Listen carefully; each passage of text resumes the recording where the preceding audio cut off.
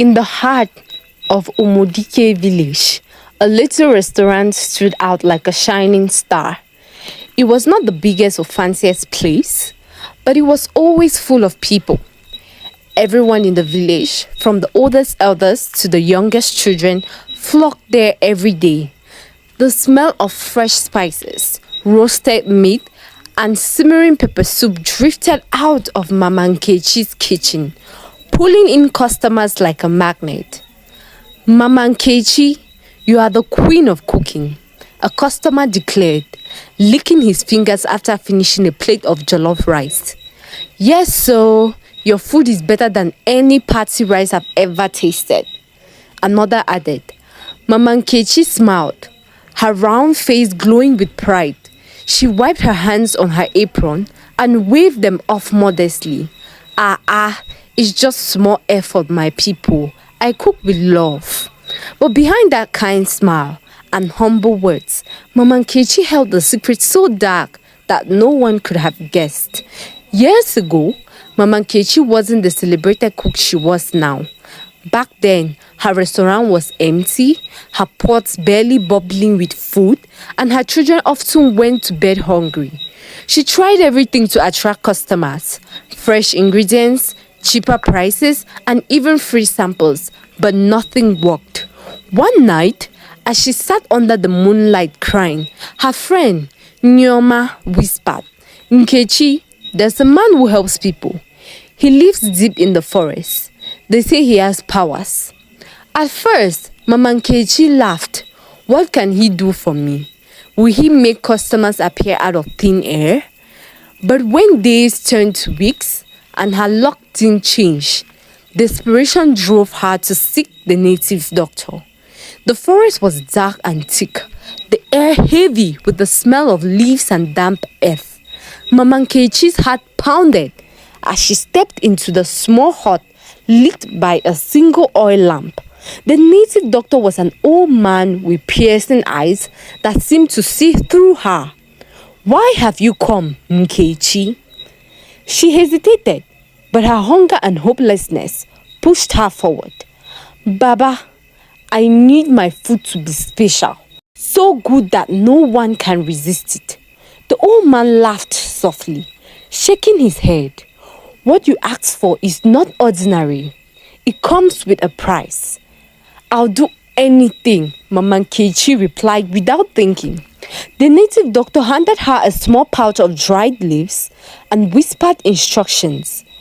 Boil this in your cooking pot and add something personal, a piece of you. It will bind the food to your spirit, and those who eat it will never forget the taste. But remember, Nkechi, never let greed rule you, or the charm will turn against you. The next day, Mama Nkechi followed the instructions. She boiled the leaves in her largest pot and hesitated before adding strands of her hair, her hands trembling.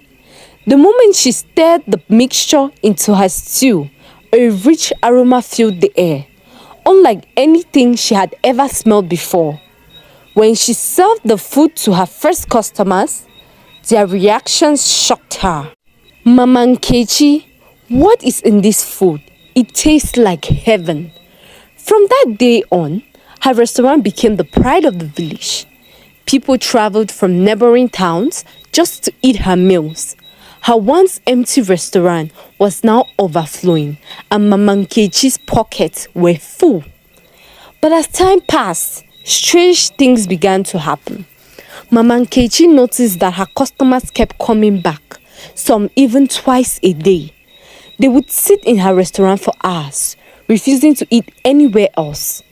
Some people grew restless if they couldn't get her food, complaining that no other meal satisfied them. One day, a young man named Cica became suspicious. His mother, who once cooked the best meals at home, had stopped eating her own food. She would only eat Mama Nkechi's. Even when Cica tried to bring her a meal from a different restaurant, she pushed it away. It doesn't taste right, she said, her eyes dull. Cica decided to investigate. Late one night, Cica followed Mama Nkechi He watched from the shadows as she disappeared into the forest with a clay pot and a bundle of herbs. Quietly, he crept closer and saw her perform a strange ritual, chanting words he didn't understand and adding strands of her hair to the pot. His heart raced. So this is her secret. The next morning, Chike confronted Mama Nkechi in the market. Mama Nkechi, you are using juju in your food. The market froze. Everyone turned to stare, their mouths open. Mama Nkechi's calm smile never wavered. Chike, you're speaking nonsense. My food is good because I cook with care. But the seed of doubt had been planted. Chike wasn't satisfied.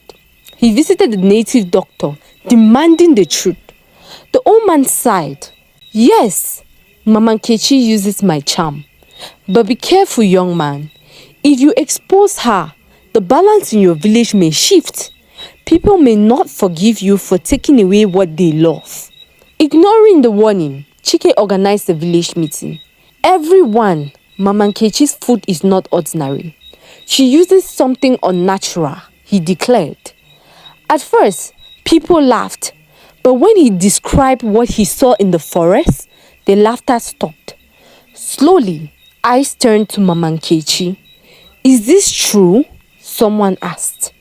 Mama Nkechi hesitated, then bowed her head. Yes, I did it to save my children from hunger. Some villagers were furious, demanding that she be banished. Others argued that her food had brought them happiness. But just as they debated her fate, strange things began happening. Without Mama Nkechi's food, people grew restless and irritable. The once busy market became quiet and the village lost its joy. Even Chike regretted exposing her secret. Mama Nkechi disappeared one night, leaving behind a note. I only wanted to feed my family. Forgive me if I caused harm. The villagers realized that their obsession with her food had blinded them to its consequences. They learned to appreciate the simple meals they once took for granted and vowed never to let desperation lead them astray again. And as for Mama Nkechi's secret, it remained a cautionary tale for generations to come.